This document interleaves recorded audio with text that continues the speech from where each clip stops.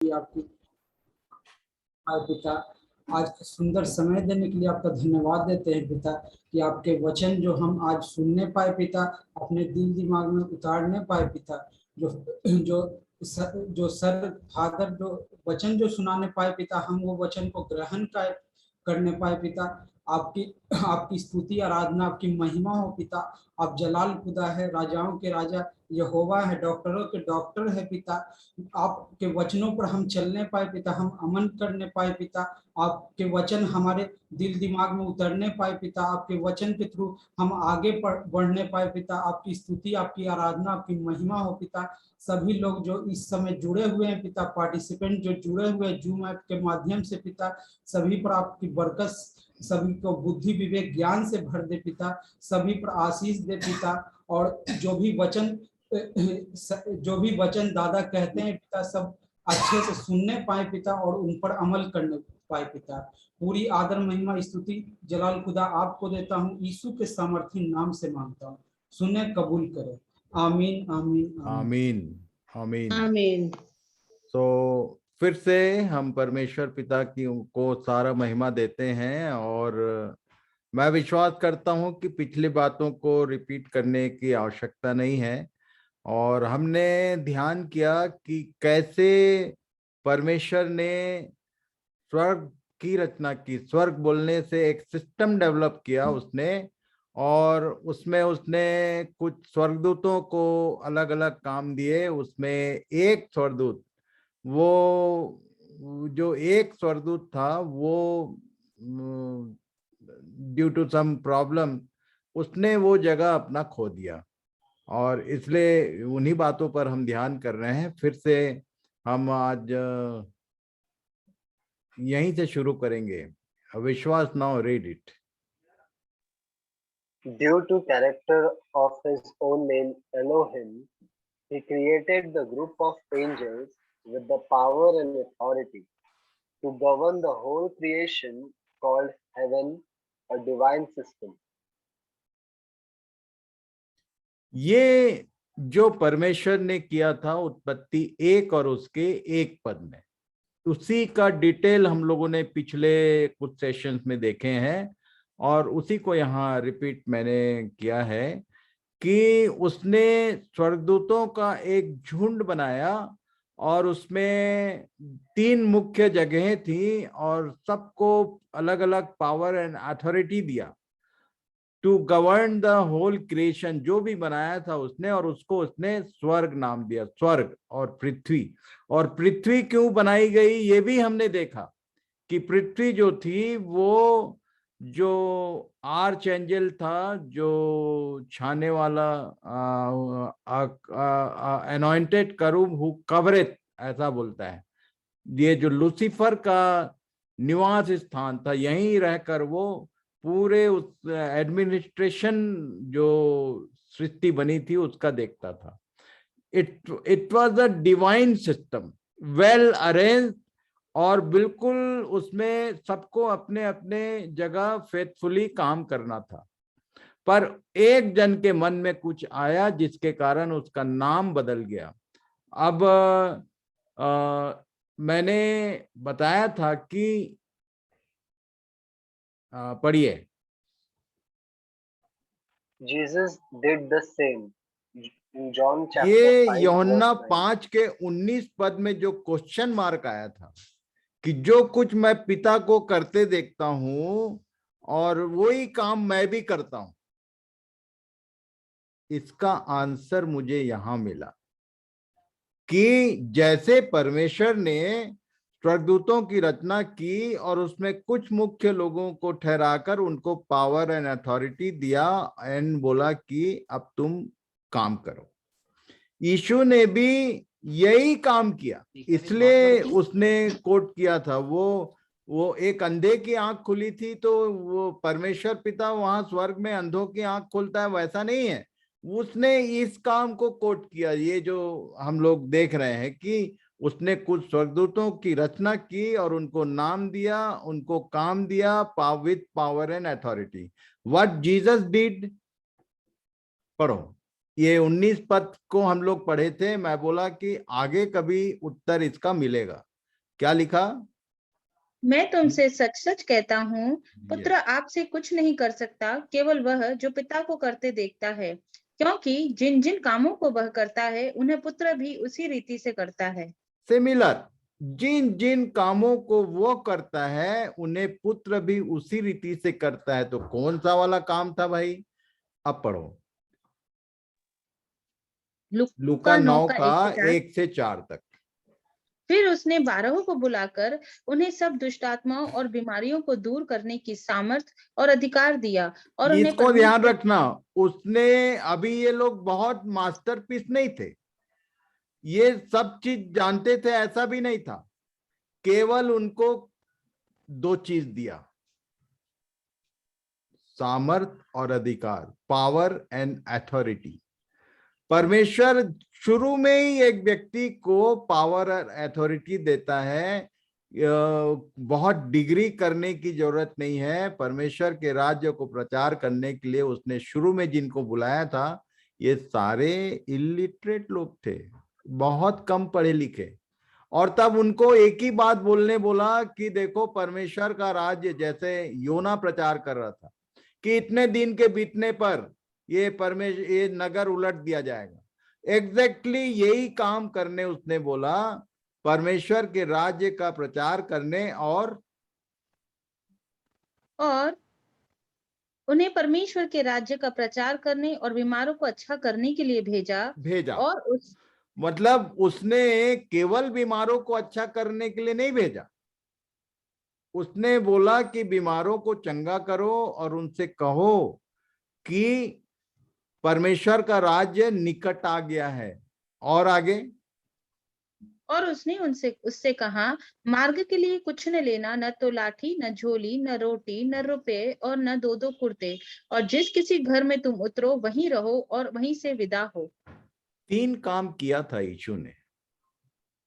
He called, he gave and he sent। जितने जो leaders हैं, we who are following the Jesus, ये खासकर हम जो लीडर्स हैं, हमको ये बात समझना है कि हम लोगों को अटेंड करें। इसने बुलाया और उनको कुछ दिया, और देखकर ये नहीं बोला कि तुम मेरे आसपास ही रहो, उसने उनको भेजा। आपके पास जो लोग आ रहे हैं उनको तैयार करके आपको भेजना है, तब काम बढ़ता है, तब काम बढ़ता है। यदि 1 मैन शो रखोगे तो कितना काम कर लोगे? मैं हमेशा बोलता हूं, मैंने विश्वास से कहा कि I am searching a replacement of me. जितना दर्शन, जितना विजन, जितना डिवोशन मेरा है, एग्जैक्टली सेम चीज हमारे नागपुर में कोई एक जन के भी पास हो जाएगा तो इट विल बी इनफ। ये बोला था मैं, पूछ लेना कभी भी उससे कि मैं अकेले यदि काम करूंगा, मैं ये गिनती कभी नहीं देखता। मैं सोचता हूं कि इतने लोगों में यदि कुछ लोग भी मेरी बातों को ठीक से समझेंगे तो वो एरिया में इवेंजलिज्म बढ़ेगा। इसलिए मैं मेहनत कर रहा हूं। मुझे अपना कुछ नहीं बनाना है। आप सब जहां हैं वहीं रहिए और वहीं रहकर अपनी बातों को शेयर कीजिए। इसने बोला, he called, he gave the power and authority, and उनको भेजा कि तुम काम करो। और उसमें कुछ इंस्ट्रक्शन दिए थे। क्या बोला?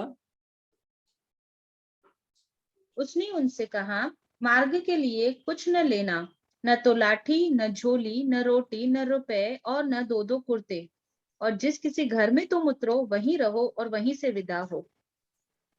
ये नियम दिया, इसको कोई नहीं मानता है। जिस घर में तुम उतरो वहीं से विदा होना। और आगे, अच्छा 10 अध्याय का 1 और 2 पढ़ो। और इन बातों के बाद प्रभु ने 70 और मनुष्य नियुक्त किए, और जिस जिस नगर और जगह को वह आप जाने पर था, वहां उन्हें दो दो करके अपने आगे भेजा। और उसने उनसे कहा, पक्के खेत बहुत है, परंतु मजदूर थोड़े हैं, इसलिए खेत के स्वामी से विनती करो कि वह अपने खेत काटने को मजदूर भेज दे। ये 12 पर्याप्त नहीं थे क्या? 70 और मनुष्य नियुक्त किए उसने, और वो भी कैसा शुरू किया? फिर से पढ़ना जरा। और इन बातों के बाद इन प्रभु ने बातों के बाद something was happened with that 12। यदि 9 अध्याय को पूरा पढ़ोगे तो समझ में आएगा। It may be today Smita is not available because she visited to village area. तो मैं सुचिता से निवेदन करूंगा, if you can read, open the Bible and read. 2 जगह से पढ़ते हैं अपन, 9 अध्याय का 46 एंड 9 अध्याय का 54।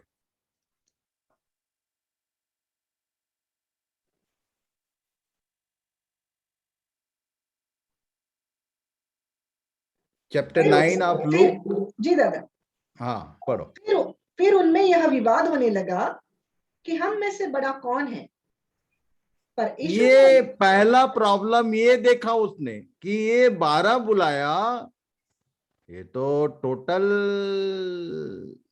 सैटेनिक मूवमेंट दिखा रहा था। जो परमेश्वर ने काम किया था और उसका जो रिजल्ट हुआ, ये 12 में सेम रिजल्ट दिखाई दे रहा है। Who will be the great, कौन बड़ा होगा? और ये सवाल इनका कई बार, एक बार नहीं, ध्यान से पढ़ोगे, एक बार तो एक जन की माता ने ही पूछ लिया कि तेरे दाएं कौन होगा और तेरे बाएं कौन होगा, right, who will be the right hand and who will be the left hand. ये सैटेनिक नेचर है। उसने ये देखा तो परेशान हो गया। अब 54 में तो उससे भी आगे की बात क्या लिखा है? 54 यह देखकर उसके चेले याकूब और यूहन्ना ने कहा, हे प्रभु, क्या तू चाहता है कि हम आज्ञा दे कि आकाश से आग गिरकर उन्हें भस्म कर दें? ये पूरा पढ़ लेना। परंतु उसने बस ये बाद में पूरा पढ़ लेना। जी जी जी। पर यहाँ ये लोग, you see, once a time Jesus was asked, लोग मेरे बारे में क्या कहते हैं? तो क्या बोले थे लोग? आंसर क्या दिया था इन्होंने? भविष्य। हाँ, किसी ने बोला भविष्यवक्ता है, तो किसी ने बोला वो एलिया है, तो किसी ने और कुछ बोला। इसने पूछा तुम क्या बोलते हो? तो इनका जो एक्टिविटी था, ये याकूब और यूहन्ना, ये लोग भी उसको उन्हीं के जैसे एलिया ने आग गिराया था, तो इनको याद था कि एलिया ने आग गिराया था। तो विरोधी कुछ लोग थे जिन्होंने, सामरिया के लोग थे ये, जहां से ये लोग जा रहे थे, उन्होंने बोला हमारे बीच में से नहीं जाओगे। तो इनको बड़ा गुस्सा आ गया। I read it again once, 54। यह देखकर उसके चेले याकूब और यूहन्ना ने कहा, हे प्रभु, क्या तू चाहता है कि हम आज्ञा दे कि आकाश से आग गिरकर उन्हें भस्म कर दें? तब क्या बोला आगे यीशु ने? परंतु उसने फिर कर उन्हें डांटा और कहा, तुम नहीं जानते कि तुम कैसी आत्मा के हो। ये क्यों हो रहा था मालूम? Why? What was the reason with these disciples? क्यों ऐसा बोल रहे थे लोग? बड़ा कौन होगा, छोटा कौन होगा, फिर आग गिराएं क्या? ये कब आता है मालूम है? अब 10 का 1 से पढ़ो, तब समझ में आएगा। 10 में उसने 70 और मनुष्य नियुक्त किए, और क्या लिखा है फिर से पढ़ लो जरा। इन बातों के बाद हाँ, प्रभु ने 70 और मनुष्य नियुक्त किए, और जिस नगर और जगह को वह आप जाने पर था, वहां उन्हें दो दो करके अपने आगे भेजा। उसने उनसे कहा, पके खेत बहुत है, परंतु मजदूर थोड़े हैं, इसलिए खेत के स्वामी से विनती करो। इसमें इस 70 लोगों में इनके बुला के भेजे जाने और वो 12 लोगों के बुला के भेजे जाने, दोनों में एक डिफरेंस है, जरा ध्यान तो करो। उनको क्या बोला था? उनको सबसे पहले बुलाया तो एक बात बोला, सब दुष्ट आत्माओं बीमारियों को दूर करने का सामर्थ और अधिकार दिया, पावर एंड अथॉरिटी दे के भेजा। ये 70 मनुष्य को no power no authority. This is the difference. ध्यान करो, यीशु का एक एक लाइन एक एक काम हमारे लिए मॉडल है। You should accept it as a model कि उनको तो बोला था अधिकारी बना के भेज रहे हैं, पर उसको ध्यान आया अरे तो शैतान इधर भी काम कर रहा है। वो क्या, कौन बड़ा कौन छोटा है? स्वर्ग में हुआ था, मैं सिंहासन पर चढ़ूंगा, आई एम द ग्रेट, ये बात उसके अंदर थी। यहां क्या बोला? दो दो करके भेजा और क्या कहा? पके खेत बहुत है, हाँ, परंतु मजदूर थोड़े हैं। मजदूर एज अ लेबर। वो 12 प्रेरितों के बाद अब तक मिनिस्ट्री में, ये मैं बताऊंगा, ये भविष्यवक्ता कौन होता है, प्रेरित कौन होता है, these are not the post in the church. Pastor कौन होता है? No post is there, any post. सब लोग, इसने बोला, पौलुस बोलता था, प्रेरित था वो, पर उसने बोला तुम परमेश्वर की खेती और हम उसके सहकर्मी, लेबर्स वर्किंग इन फील्ड। इसने बोला खेत बहुत है, मजदूर थोड़े हैं, इसलिए मजदूर। तब मजदूर को कोई अधिकार नहीं होता है, मजदूर का कोई पावर नहीं होता है। मजदूर को केवल मजदूरी करना है, जितना बोला जाए उतना काम करो, और तब मजदूरी मिलेगी एक दिन। मजदूरी देने के विषय में, अच्छा रुको, आज एक लाइन और पढ़वा देता हूं। मत्ती 19 अध्याय का लास्ट वर्स पढ़ो सुचिता।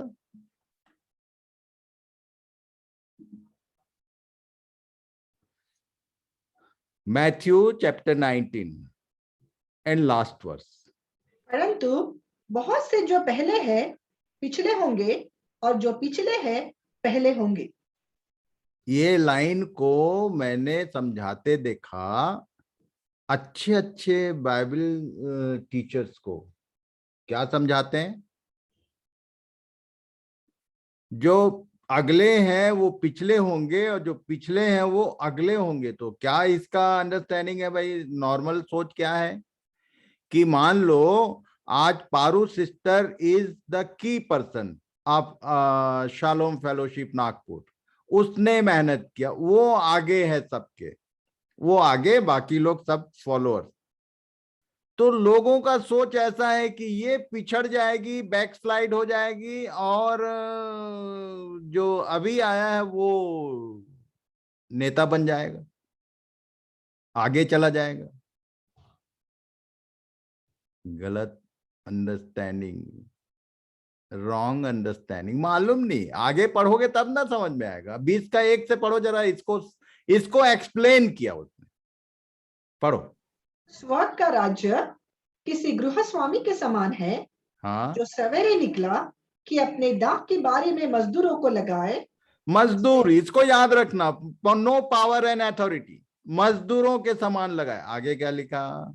उसने मजदूरों से 1 दिनार रोज पर ठहराया, हाँ, और उन्हें अपनी दाख की बारी में भेजा। हम्म, फिर एक पहर दिन चढ़े उसने निकलकर अन्य लोगों को बाजार में बेकार खड़े देखा, और उनसे कहा, तुम भी दाख की बारी में जाओ, और जो कुछ ठीक है तुम्हें दूंगा। अतः वे भी गए। फिर उसने दूसरे और तीसरे पहर के निकट निकलकर वैसा ही किया। 1 घंटा दिन रहे, उसने फिर निकलकर दूसरों लास्ट को hour, at the last hour वो निकला, आखिरी 1 घंटा बचा है, तब क्या लिखा है? और उनसे कहा, तुम क्यों यहाँ दिन भर बेकार खड़े रहे? उन्होंने उससे कहा, इसलिए कि किसी ने हमें मजदूरी पर नहीं लगाया। उसने उनसे मनुष्य कहा, नाम की जो जाति है ना, खासकर ईसाई लोग। ईसाई बोलने से थोड़ा खराब लगता है, पर सुन लो तुम मेरी बात। उसके उसके दायरे में कुछ लोग हैं जो खाली खड़े हैं, सबको अलग अलग समय में जिसको देखा उसको भेजा। 1 घंटा पहले बोला तुम लोग क्यों खड़े रहे, तो बोले हमको तो कोई बोला नहीं। मैं एक ही बात बोल रहा हूं, try to do something, try to do something. क्यों? अंत आगे क्या हुआ देखो, मजेदार है।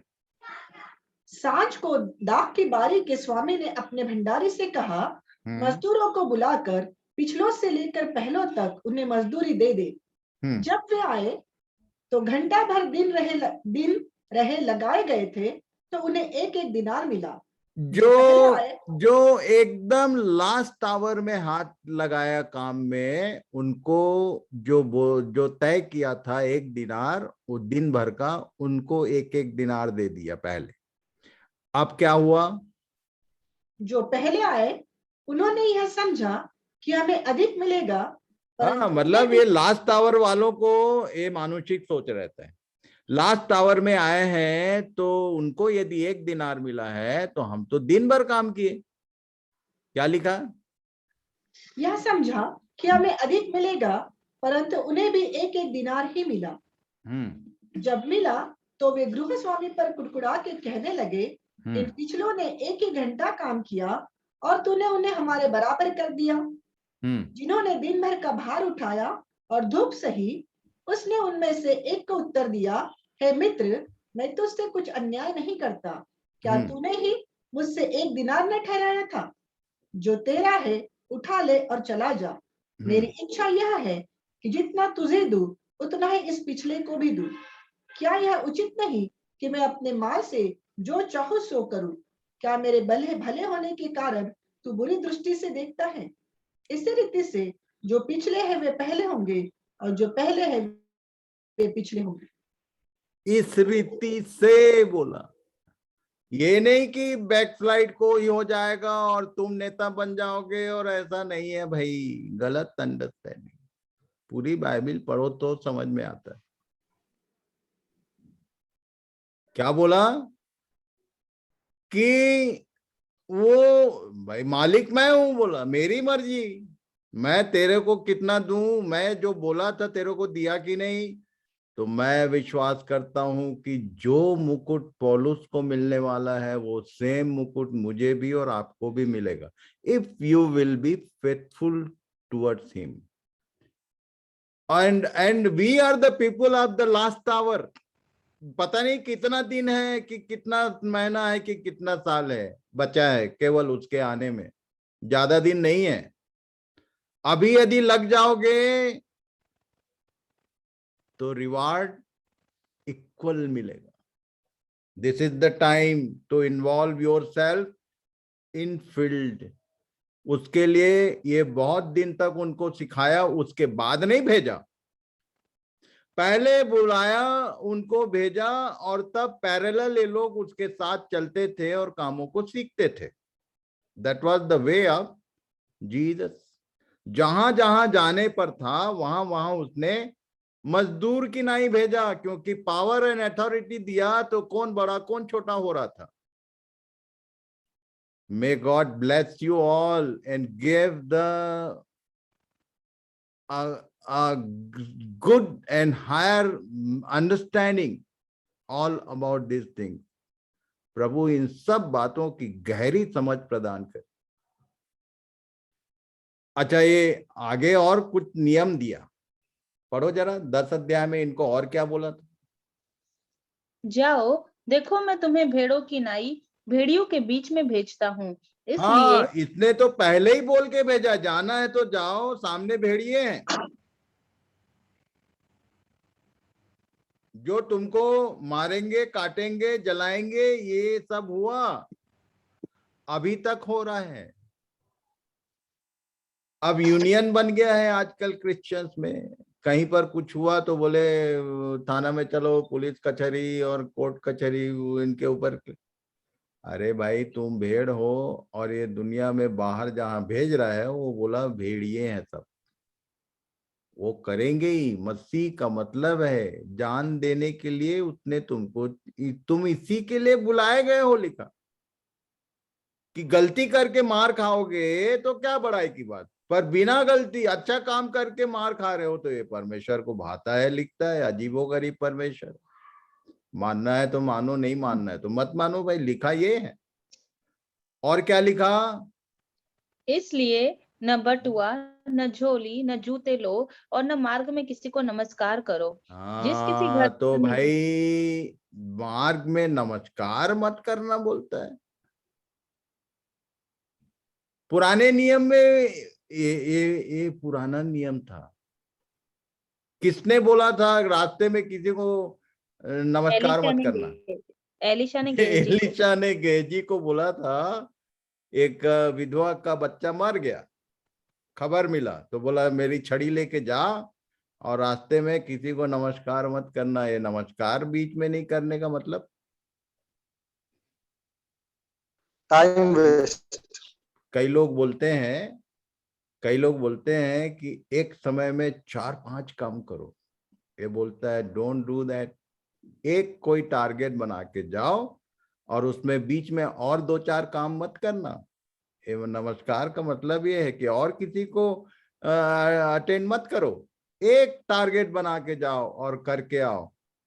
और सबसे पहले क्या बोला है, इसलिए फिर से पढ़ना ग्रीन लाइन को। इसलिए न बटुआ, न झोली, न जूते लो। सबसे पहले बटुआ मत रखना बोला।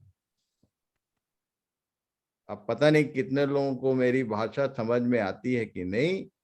बटुआ तो रखना ही मत मतलब। अच्छा और आगे पढ़ो जरा, समझ में आएगा। न झोली, न जूते लो, और न हम्म, मार्ग में किसी को नमस्कार करो। आगे। जिस किसी घर में जाओ, पहले कहो कि इस घर पर कल्याण हो। हाँ, शालोम का मतलब क्या होता है? तुम्हें शांति मिले। हाँ, ये अनाउंस करो, जाते साथ बोलो शालोम, इस घर पर कल्याण हो। और आगे क्या लिखा है भाई? यदि वहां कोई तो कल्याण पूरे की घर पर आशीष नहीं आने वाली है। यदि वहां कोई, ऐसा लिखता है, सी द लैंग्वेज, यदि वहां कोई कल्याण के योग्य होगा होगा। तो तुम्हारा कल्याण उस पर ठहरेगा, नहीं हाँ, तो तुम्हारे पास लौट आएगा। तुम शालोम बोल के सोचोगे कि तुमने शांति बांट दिया एक घर में जाके। इम्पॉसिबल, सोचना भी मत। उसकी उसकी उसकी जगह है।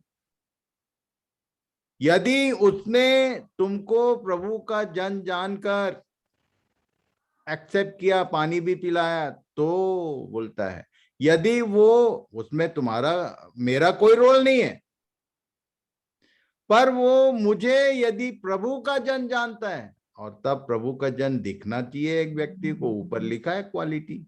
और आगे पढ़ो। उसी घर में रहो और जो कुछ उनसे मिले वही खाओ पियो, जो क्योंकि मिले, जो वो बेचारे कर सकते हैं करने दो। अपना कोई डिमांड, ये मैं तो देखा हूं वीनू पहले से तय होता है कि स्पीकर्स का, कि मैं ऐसे जगह ठहरूंगा और मेरे को 3 स्टार होटल चाहिए, 5 स्टार होटल चाहिए, और ये मेरा खाना है और ये सब है भाई।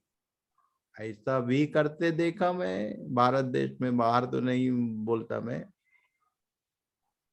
इसका मतलब परमेश्वर के लोगों को चिकनी चिकनी वस्तुएं और ये सब खिलाऊंगा, उसके कहे हुए आशीष में है, पर डोंट आस्क फॉर दैट। मांग के तो तुम तो भिखारी हो, तुम परमेश्वर के जन नहीं हो। तुम मांग के तुम अपना ऑप्शन दे रहे हो कि मुझे ये चाहिए तो वो चाहिए। Don't do that. ये मजदूर की नहीं। ये प्रेरित लोग, पतरस इसलिए डांट खाया था, पौलुस ने डांटा उसको। जूनियर था पर डांटा। सीनियर मोस्ट चेले को डांट पड़ा, लगाया था। देखो और आगे पढ़ो। क्योंकि मजदूर को अपनी मजदूरी मिलनी चाहिए, घर घर हाँ, न फिरना। और तो जिस घर घर, मैं तो देखा हूं कि लोग घर घर, ईसाई लोग तो क्या बताऊं मैं, जैसे हमारे हिंदू भाई बहन लोग का त्योहार का समय आता है तो सब चीज के लिए चंदा होता है। वो क्या बनाते हैं चंदा मांगने के लिए, क्या रहता है वो बिल स्लिप पे का? Slip slip. ईसाई लोग नहीं करते क्या?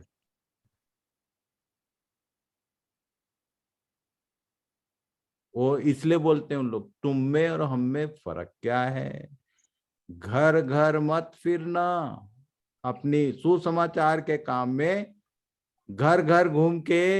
अच्छा एक तो स्टाइल देखा हूं मैं सीधे बोलता हूं।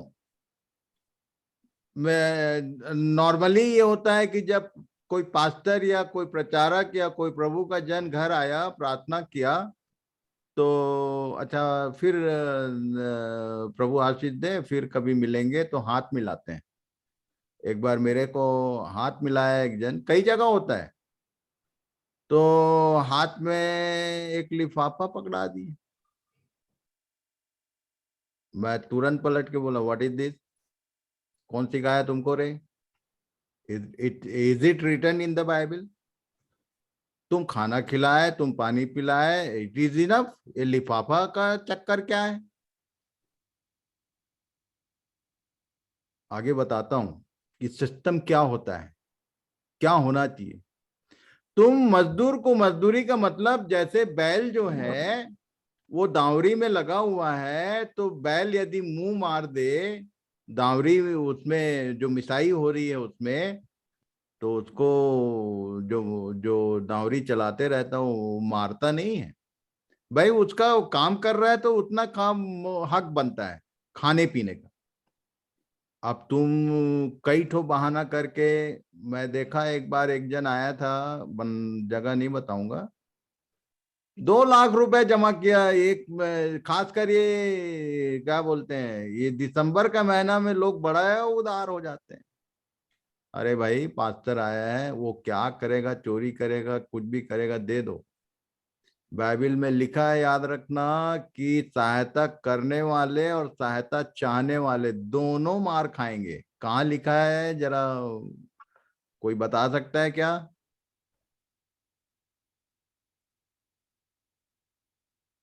Systematic you have to go. सब चीज का system, how to give and how to use, सबका नियम है। कुछ भी दे दिया और कुछ भी ले लिया, ऐसा नहीं हो सकता।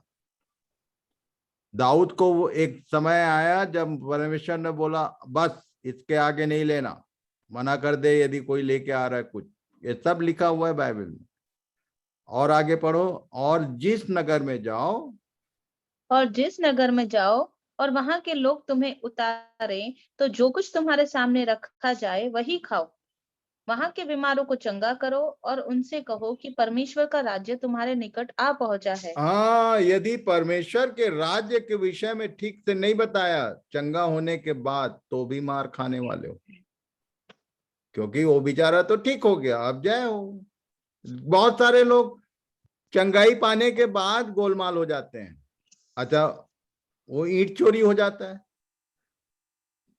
कई लोग चंगा हुए और चूंकि तुम उसको सही सुसमाचार, सही टीचिंग नहीं दे रहे हो, तो दूसरा कोई अच्छा टीचर आ जाएगा तो वो ले उड़ेगा। ये चलते रहता है। हमारे कोरबा में एक पास्टर्स फेलोशिप था, उसमें हमेशा एक चीज का झगड़ा होता था कि मेरे आदमी को ये ले गया, तो वो बोलता था वो मेरा आदमी को वो ले गया। ये झगड़ा किनके बीच? Pastors fellowship. इसलिए पूरा काम करो।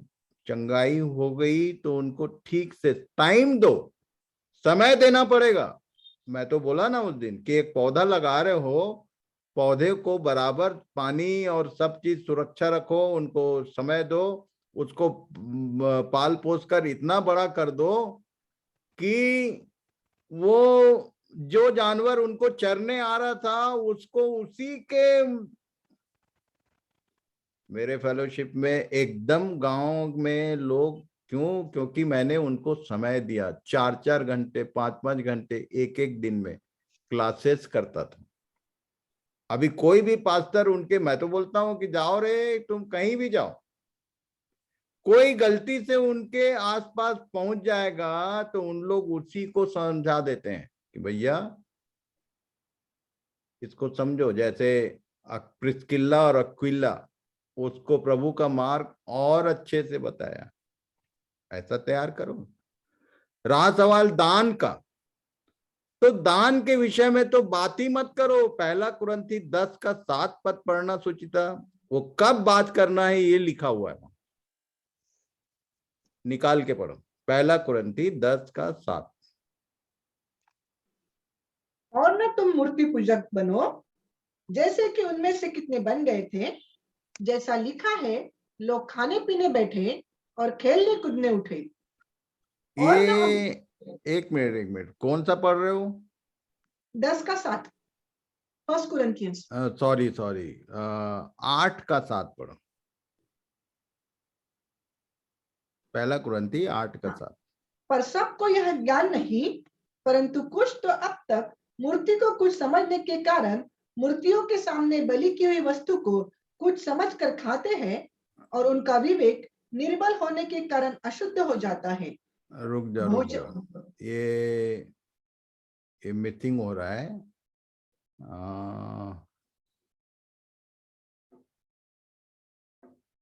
दूसरा कुरिन्थी 8:7 पढ़ो जरा।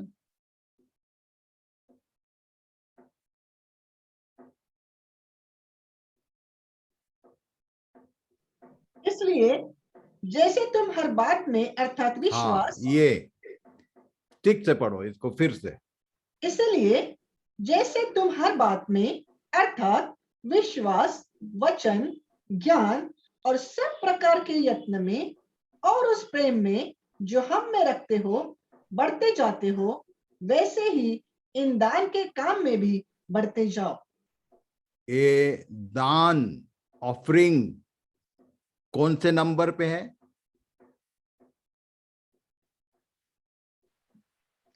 यदि उनको विश्वास में, वचन में और क्या क्या लिखा है, ज्ञान में और प्रेम में, इनमें बढ़ा दोगे तो दान के विषय में बोलने की भी जरूरत नहीं है। उन लोग का इन्वॉल्वमेंट बना, उनको बोलो कि सुसमाचार में तुम्हारा इन्वॉल्वमेंट का एक पार्ट ये भी है कि तुम नहीं जा सकते तो तुम उस काम में अपना फाइनेंशियल सपोर्ट कर सकते हो।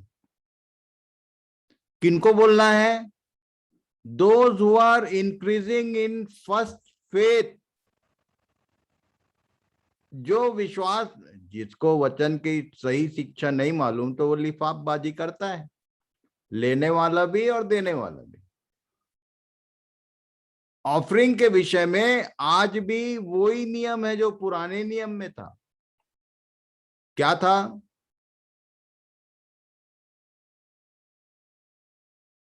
अब वो याद कर लेना, जब समय आएगा तो बता दूंगा। मलाकी 3 में लिखा हुआ है। सारे दशमांश मेरे भंडार में लिखा हो। नॉट ओनली दशमांश, उसके पहले भी कुछ लिखा है। तुम मुझे लूटते हो और पूछते हो कि किस बात में लूटते हैं, तो वहां क्या लिखा? सारे दशमांश आना कहाँ है?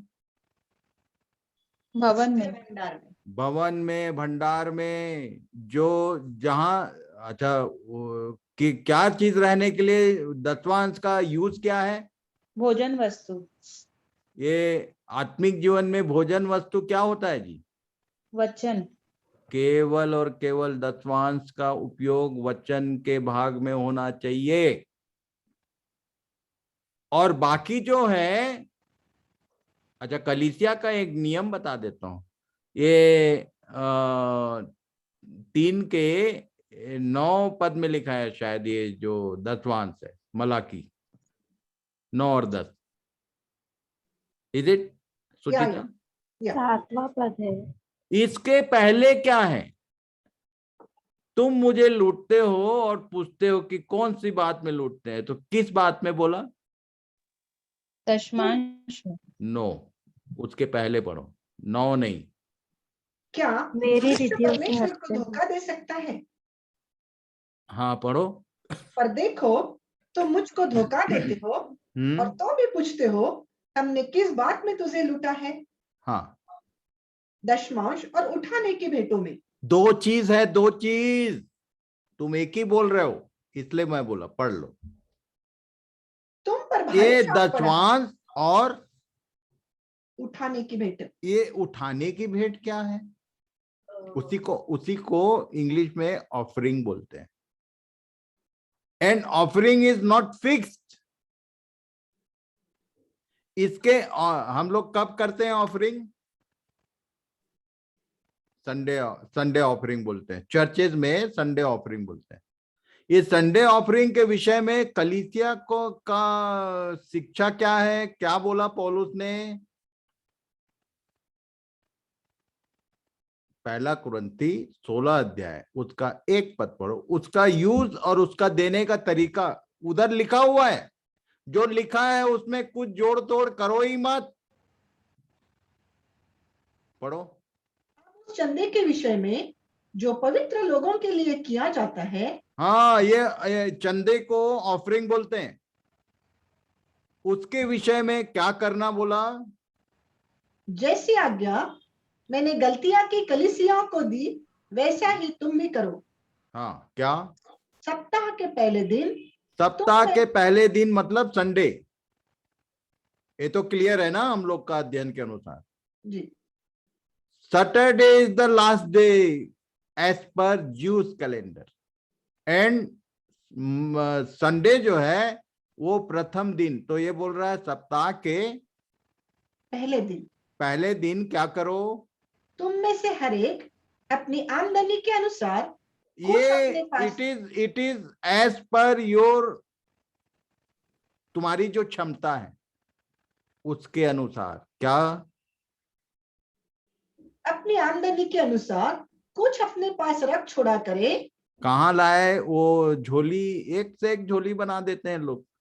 प्रभु मेरी तरफ से कलीसिया में सेवा क्या, तो बोले एक तो झोली बना दिए, वो डंडा वाला और क्या रहता है वो। अब ऑफरिंग का सिस्टम चले आ रहा है चर्च में। कब से शुरू हुआ? डेट वाइज बता सकता हूं मैं किसने शुरू किया। इतिहास में जाओ कलीसिया के, सब समझ में आएगा। ये पौलुस क्या बोला था? रिटर्न में क्या है? अपने पास अपनी क्षमता के अनुसार, अपने आमदनी के अनुसार रख छोड़े, जिससे आगे कि मेरे आने पर चंदा न करना पड़े। हाँ, किसी काम के लिए तुमको चंदा करने की जरूरत ना हो। हर सप्ताह के पहले दिन अपने पास गुल्लक रख लो। जिसको गुल्लक बोलते हैं वो इधर यूज करो, अपने पास रखो, ताकि कोई प्रभु का जन आए तो उसी में से उसको देना। वो काहे के लिए? मेरे आने पर बोला ना। मेरे आने पर मतलब प्रभु का कोई जन आता है तो अब कुछ तुमको चंदा करना ना पड़े, उसको कुछ देना है तो क्या करना है? आगे क्या लिखा? पढ़ो। और जब मैं आऊंगा तो जिन्हें तुम चाहोगे उन्हें मैं चिट्ठियां देकर भेज दूंगा कि हाँ, तुम्हारा दान यरूशलेम पहुंचा दे। हाँ, आगे। यदि मेरा भी जाना उचित हुआ तो वो मेरे साथ जाएंगे। आगे। मैं मकिदुनिया होकर तुम्हारे पास आऊंगा, क्योंकि मुझे मकिदुनिया होकर जाना ही है। परंतु संभव है कि तुम्हारे यहाँ ही ठहर जाओ और आगे। शरद ऋतु तुम्हारे यहाँ काटूं। हाँ, तब और जिस आगे। तब जिस ओर मेरा जाना हो उस ओर तुम मुझे पहुंचा देना। ये क्या मतलब? ये लंगड़ा लूला था क्या? जिस ओर मुझे जाना होगा उस तरफ तुम लोग मुझको पहुंचा देना का मतलब? अपनी भेंट में। You will give me the fair. उन दिनों में ये जहाज में जाने आने का, और ये लोग गलील के चारों तरफ मूव करते थे, और पौलुस तो लंबा लंबा जाता था। जहाजी यात्रा हुआ करता था। जिस ओर मैं जाऊं उसके जाने आने का मेरा अरेंज कर देना। वो लंगड़ा लूला थोड़ी था, वो बोल रहा था कि तुम पहुंचा देना। किससे? ये जो संडे ऑफरिंग, इसका यही यूज। और यदि कोई नहीं तो सेंट्रलाइज फंड में यरूशलेम की कलीसिया को भेज देना। देने का ये नियम है, ये लिफाफबाजी मत करो। ऑफरिंग एंड उसका सबका काम है how to give and how to use. तुमको दशवांश देना है कहां पर, कुछ भी नहीं देना है कहां है, per month as per your earning your tithe should be come in your fellowship. जो जो घर है, जो भंडार है घर का, परमेश्वर का, आपको मालूम, ध्यान करना तो खोजोगे तो मिल जाएगा। यरूशलेम के मंदिर में एक भंडार गृह होता था, उसी को बोल रहा है भंडार में। भंडार किसको बोल, वो भंडार को इंग्लिश में देख लेना, समझ में आ जाएगा। ये इसने इनको बोला कि घर घर मत फिरना, और मजदूर, तुम्हारी मजदूरी जो है, खाने पीने का अरेंज कर दिया लोगों ने, तो इट इज इनफ। बटुआ लेके मत जाना, रुपया पैसा जमा करने का कोशिश मत करना। ये प्रभु ने मुझे सिखाया और मैं फॉलो करता हूं। आप फॉलो करो ना करो, प्रभु आप सबों को समझ प्रदान करे। आगे चलते हैं। ये हम लोगों ने देखा कैसे हुआ। लूसीफर, इसका नाम का अर्थ क्या था? लाइट बेरर और मॉर्निंग स्टार। ये दोनों का मतलब है, ये मतलब को खोजना, प्रभु से पूछना। लूसीफर बिकेम सैटन थ्रू, किसके द्वारा शैतान हो गया? ये लूसीफर का नाम बदल गया, अनसेटिस्फैक्शन। वो असंतोष ने उसको शैतान बनाया। अब आप लोग अपना अपना सोच लेना भाई। यदि जीवन में तुम्हारे संतोष है, जितना है उसमें तुम खुश हो, you are a godly one. यदि तुम्हारे अंदर कहीं पर किसी बात में असंतोष नजर आता है,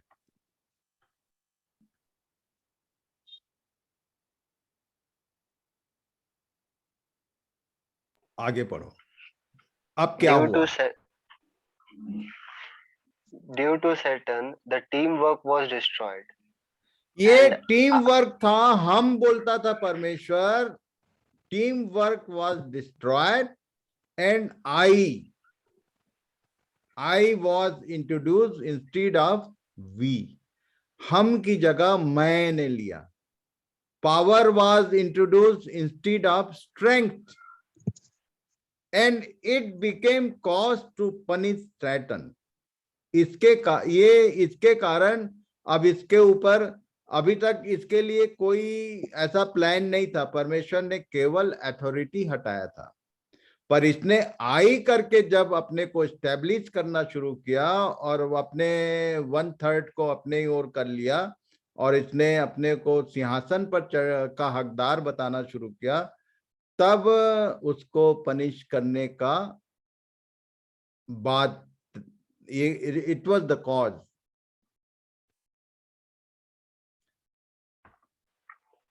Satan was demoted from his authority. उसको, अभी तक सब बात उसके विचार में था, उसको ऑफिशियली डिमोशन हो गया। कई लोग बोलते हैं क्या, हे भोर के चमकने वाले तारे, तू क्यों कर गिर पड़ा? तो क्या बोलते हैं सब? उसको परमेश्वर ने स्वर्ग से पृथ्वी पर गिरा दिया। अरे भैया, ये पृथ्वी उसी का निवास स्थान था। कहाँ पृथ्वी पर स्वर्ग से गिरा दिया गया? ये अदन जो जगह है, वो तो बाद में बारी लगाया परमेश्वर ने, जब रिक्रिएट किया उसके बाद, और वहां मनुष्य को उसी के सामने बनाया, उसके सामने बनाया मनुष्य। वो वहीं था, उसका निवास स्थान था। उसका रूप रंग बदल दिया गुस्से में उसने। Satan was demoted from his authority. Then what was the result? Result क्या हुआ? तो ये हुआ, पढ़ो।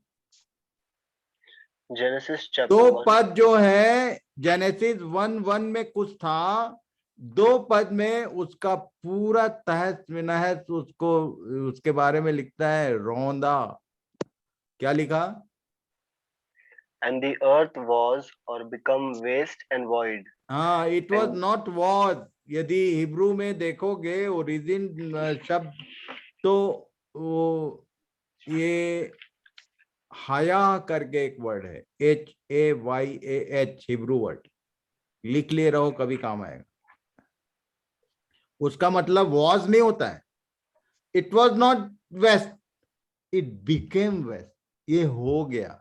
किसके कारण हुआ? ये शैतान के क्रोध के कारण और उसके घमंड के कारण, क्योंकि पावर तो उसका एज इट इज है। जो कुछ बनाया गया था वो सब इनबिल्ट उसमें, वो सब अभी भी है, केवल अथॉरिटी समाप्त हुआ उसका। जैसे मैं उस दिन एग्जाम्पल दे के बता रहा था कि मान लो एक डॉक्टर है और किसी कारण उसको दवाई बांटने के लिए काम दे दिया हॉस्पिटल ने, कुछ गलती किया उसको, तो उसका डॉक्टरी जो है, जो कुछ वो है वो थोड़ी खत्म होगा। Personality that will be as it is. उसने अपने पूरे ताकत से, क्योंकि पावर नहीं लिया गया, अभी भी पावरफुल है वो, अभी भी पूरा नंगा नाच करता है। किसमें? बाहर नहीं, चर्च के भीतर। देखो आप, शैतान का काम दिखाई देगा। क्रिश्चियन फैमिलीज के भीतर शैतान का फुल नंगा नाच दिखाई देगा। लड़ाई झगड़े, गाली गलौज। मैंने देखा बच्चों ने बाप को मारा। कौन सी फैमिली? Christian family. और क्रिश्चियंस का भारत देश में जो पिक्चर है, ये बंबई पास में है मेरे। जब भी किसी क्रिश्चियन व्यक्ति का पिक्चर आएगा तो एक तो गाना था पुराना वाला, याद दिला देता हूं, देखूं जरा किसी को याद आता है। माइकल दारू पी के दंगा करता है, दंगा करता है। क्रिश्चियंस का। यदि पिक्चरों में जो पिक्चर है, ये गोयन क्रिश्चियनिटी का पिक्चर आता है, ये फिल्मों में इंटरेस्टिंग रहता है। जो क्रिश्चियन है वो दारू पीता है। क्रिश्चियनों के विषय में एक बात फेमस है कि सब शराबी होते हैं, जबकि ऐसा है ही नहीं, हम लोग जानते हैं। पर ये पिक्चर है, क्या लिखा? And the earth became waste and void and darkness was upon the face. जो ज्योतियों से भरा हुआ पृथ्वी था, जिसमें आग सरीखे चमकने वाले मणियों के बीच में रहता था ये अदन में, उसको इसने क्या किया? फुल अंधकार से भर दिया। और ये जो मणि थे उनको रौंद के उसने मिट्टी में बदल दिया। अगली बार जो नया आने वाला है, it will be again the same omega में। 22 अध्याय 21 अध्याय को पढ़ लेना, वहां मिट्टी शब्द नहीं है, केवल मणियों का वर्णन है। Again God is going to recover. ये पूरा प्लान है उसका, वो बताने जा रहा हूं, ध्यान से समझो। तो इसके बारे में इसने कैसे इनको ऐसा किया, ये पूरा यशायाह 12 अध्याय को पढ़ लेना, उधर लिखा हुआ है। He made the earth to tremble that did shake kingdoms. और क्या लिखा? Thou hast it destroyed thy own land. उसको जो दिया गया था उसी को उसने डिस्ट्रॉय कर दिया। ये पृथ्वी उसी के लिए परमेश्वर ने बनाया था, उसी को उसने, और कुछ तो कर नहीं सकता था। पर जो उसका अपना घर है, क्रोध में आके उसने अपने ही घर में आग लगाया, पूरा तहस नहस करके बेडौल और सुनसान बना दिया। तब परमेश्वर ने प्लान किया। क्या प्लान किया? उसने 6 दिन में इस पृथ्वी का रूप रंग बदला। वो स्वर्ग जैसा था, वो शुरू 1 अध्याय में जैसा था वैसा नहीं किया, करेगा। 21 अध्याय को पढ़ लेना, प्रकाशित वाक्य, वहां सिमिलर वो सारी चीजें मिलेंगी। जब वो लूसीफर था, और लूसीफर जब एक्शन में होता था तब जैसा था वैसे ही होने वाला है। पर परमेश्वर ने टेम्परेरी अरेंजमेंट किया फॉर द 7000 ईयर, वही बताया हूं मैं। क्या किया? उसने 6 दिन में ये पृथ्वी को एक रूप रंग दिया, नया रिक्रिएशन बोलता हूं मैं। और उसके बाद आदि में परमेश्वर का क्रिएशन है, वन ओनली, एंड 3 से आगे इट इज रिक्रिएशन। जो 2 में रिजल्ट आया, एक अध्याय उत्पत्ति का एक पद को परमेश्वर ने बनाया था। पृथ्वी के बारे में लिखा है 2 पद में, आकाश के बारे में नहीं लिखा, स्वर्ग के बारे में नहीं बोलता। और पृथ्वी बेडौल और सुनसान, तब परमेश्वर ने उसको सुडौल किया। अभी हम लोग, आज मेरे बच्चे लोग अलीबाग गए हैं फॉर 1 डे, छुट्टी है। क्या करने? लोग सी सोर्सेज में, हिल स्टेशंस में क्या करने जाते हैं? देखने जाते हैं। उनको मालूम नहीं है, बताओ, कि ये जो हरा भरा और जो ब्यूटी एंड जो इसको परमेश्वर ने अपने रिक्रिएशन में किया, वो देखने जाते हैं लोग। और ये बनाया, उसके बाद क्या हुआ? एंड पढ़ भाई विश्वास। And Jehovah God planted a garden eastward in Eden, and there he put the man whom he had formed. इसने उसी जगह, अदन तो पहले से था, उसके एक साइड में उसने गार्डन बनाया, पैराडाइज बोलते हैं इसको, प्लांटेड अ गार्डन, एंड उसने वहीं जहां ये शैतान का निवास स्थान था, उसके सामने रखा मनुष्य को बना के। और मनुष्य को क्या बोल के रखा? जो कुछ है तुम्हारे आसपास उन पर अधिकार रखो।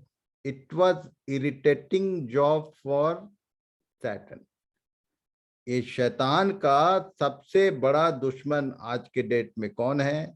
मनुष्य है, क्योंकि शैतान से अधिकार ले लिया गया था और ओपनली परमेश्वर ने आदम से कहा, आदम और हवा को, कि तुम अधिकारी हो इस सृष्टि में। और वो झगड़ा ये काहे का है? Due to power and authority. Power उससे नहीं लिया परमेश्वर ने, पर अथॉरिटी हटा दिया। और इनको, आदम और हवा को, उसने पावर नहीं दिया, उनको अथॉरिटी दिया, अधिकारी बनाया। क्यों? With a divine plan. आगे क्या हुआ? पढ़ो। Satan established himself as God. उसने जो बोला था कि मैं सिंहासन पर चढ़ूंगा, परमेश्वर ने आदम के भीतर एक सिंहासन बनाया। हर मनुष्य के भीतर परमेश्वर का एक आसन होता है।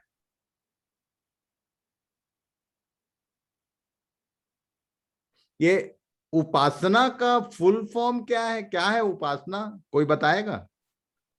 उपासना करते ना हम लोग, बोलो भाई मीना बहन, उपासना का मतलब क्या है?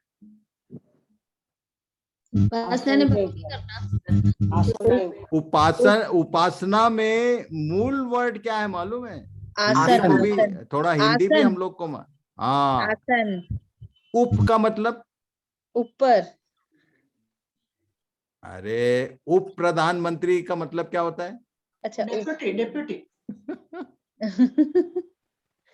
अरे हिंदी समझो ना भाई, हम लोग सब हिंदी वाले हैं, हिंदुस्तान में रहते हैं। ज्यादा अंग्रेजी मत कर क्या करो, थोड़ा हिंदी में भी ध्यान करो। उप आसन। यस, दैट इज कॉल्ड उपासन। का मतलब परमेश्वर तुमको अपने सिंहासन के नजदीक आने दे रहा है। That is called the grace of God. मान लो मोदी जा रहा था रोम, और वो किसी को बोलता कि चल मेरे साथ नए वाले जेट विमान में। उपासन का मतलब ये होता है। उपासना में जब आते हो तो कितना ग्रेटफुल होना चाहिए। सोचो, हम लोगों को शैतान ने दूसरा ड्रामा पकड़ा दिया। वो हमको सीरियसली मालूम नहीं है कि एक्चुअल ये सब है क्या चीज। What is called worship? उसका एग्जैक्ट सही अर्थ शब्द उपासना है। उपासना का मतलब वो परमेश्वर जो सारी सुप्रीम अथॉरिटी है, वो हम जैसे कीड़े मकोड़े जैसे मनुष्य को अपने पास नजदीक आने दे रहा है। कम बात है क्या? इसलिए धन्यवाद करना चाहिए, इसलिए परमेश्वर की स्तुति और बड़ाई करना चाहिए, क्योंकि उसने हमको उप आसन देने का मनसा बनाया। और वो उसका मुख्य आसन कहाँ है? हमारे हृदय में। यस, अपने अंदर जाओ, उपासना करना है तो, पर पता चला वहां तो दूसरा बाप बैठा हुआ है। नया जन्म नहीं हुआ तो समझो कि बैठा वो है। इसीलिए हमारे काम सब चाहते कुछ है, होता कुछ है, करना जो नहीं चाहते हैं वो होता है। प्रभु करे इन सब बातों को ठीक ठीक समझो, अप्लाई करो practically, and watch your self, you will get all the thing. ये शैतान ने स्टैब्लिश कर लिया अपने को एज शैतान। कहाँ बैठ गया वो? ये जो मनुष्य का हृदय, जितने मनुष्य हैं सबके भीतर वो राज करता है। इसलिए पहला यूहन्ना 5 का 19 पद पढ़ लेना भाई। अच्छा, 18 और 19 दोनों पढ़ लो। आज यही समाप्त करते, कल आगे बढ़ेंगे। पहला यूहन्ना 5 अध्याय का 18-19 पढ़ो सुचिता।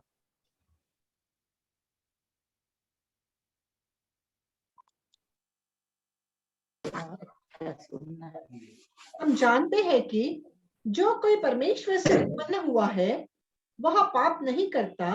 फिर इतने बार लिखने के बाद आखिरी में फिर लिख रहा है ये, हम जानते हैं कि जो कोई परमेश्वर से उत्पन्न हुआ है, हाँ, वह पाप नहीं करता। आगे, पर जो परमेश्वर से उत्पन्न हुआ उसे वह बचाए रखता है, आगे, और वह दुष्ट उसे छूने नहीं पाता। वो दुष्ट छू नहीं सकता। जैसे मुर्गी अंडा देने के बाद अंडे की रखवाली नहीं करती, पर यदि बच्चा हो गया तो उसके नजदीक जाओगे तो काट खाएगी। परमेश्वर भी जिनका जन्म होता है उनको शैतान से बचा के रखता है। पढ़ो आगे। हम जानते हैं कि हम परमेश्वर से हैं और सारा संसार उस दुष्ट के वश में पड़ा है। You should know this, you have to say, हम जानते हैं, मैं जानती हूं, मैं जानता हूं कि सारा संसार उस दुष्ट के वश में पड़ा है। सबके हृदय से वो जो सिंहासन परमेश्वर ने बनाया उसमें ये विद्यमान है। मंदिर में बैठकर अपने आप को परमेश्वर प्रकट करता है। मन में बसे हैं राम, काम पूरा रावण का। एग्जैक्टली मन में बसे हैं जीसस और काम पूरा शैतान का। Be careful, be careful, watch your self. ज्यादा टाइम नहीं है अभी, काम क्या करोगे पहले तो अपने को जांच लो। So today who will pray? किसकी प्रार्थना से आज अंत करेंगे? पटना से रोहित ने प्रार्थना किया, उसके प्रार्थना से शुरू हुआ था। अभी Gita Patna, are you listening me? Gita from Patna.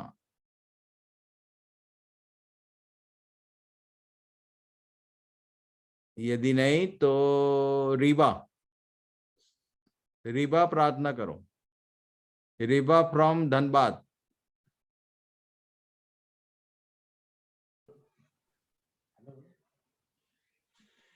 जी,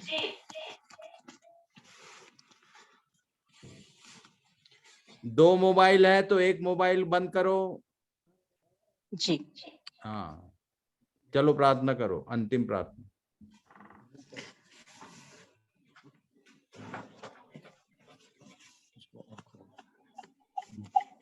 धन्यवाद देती हूँ, आपके पास आती हूँ परमेश्वर पिता। आज के लिए विशेष धन्यवाद देती हूँ परमेश्वर पिता कि आपने हमें और ज्यादा और गूढ़ बातें समझने के लिए आपने सहायता की परमेश्वर पिता, और पास्टर साहब के द्वारा परमेश्वर पिता। सचमुच में परमेश्वर पिता, आपका वचन कहता है कि आपने अपनी हथेली पर हम लोगों का नाम रख छोड़ा है परमेश्वर पिता, और हम इस बात पर विश्वास करते हैं क्योंकि आप हमसे प्रेम करते हैं परमेश्वर पिता, और हम आपका अनुग्रह चाहते हैं परमेश्वर पिता, क्योंकि लिखा है कि आपका अनुग्रह हमारे लिए काफी है। बस उसी अनुग्रह के द्वारा हमारे सारे पापों को क्षमा करिए पिताजी।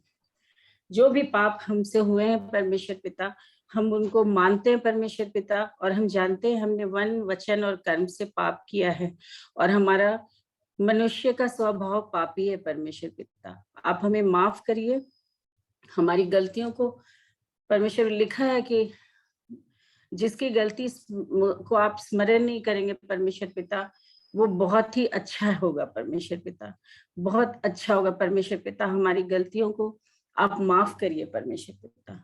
और जैसा कि आज बताए हैं परमेश्वर पिता, दशवांश देने के बारे में और गिफ्ट देने के बारे में परमेश्वर पिता, होने दीजिए कि हम सब इसी तरह से आपके लोगों का आदर सम्मान करें परमेश्वर पिता, और इन सब बातों को हम अपने मन में बिठा करके रखें परमेश्वर पिता।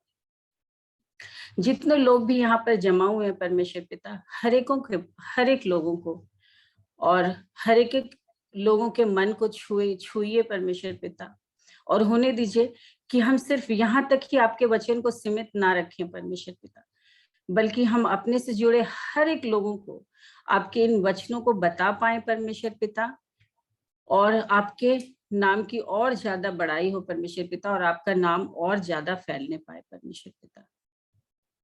हर एक बातों के लिए धन्यवाद देते हुए सारी आदर, सारी महिमा और सारी बड़ाई आपको देते परमेश्वर पिता। इस विनती को यीशु मसीह के नाम से मांग लेते, आमीन आमीन। तो कल ठीक समय से आइए सब लोग, और फिर से हम इससे आगे बातों पर ध्यान करेंगे। तो थैंक यू वेरी मच। शालोम, शुभ रात्रि, सबको प्रभु आशीर्वाद प्रदान करे। शालोम, शालोम दादा, शालोम, शालोम। शालोम, शालोम।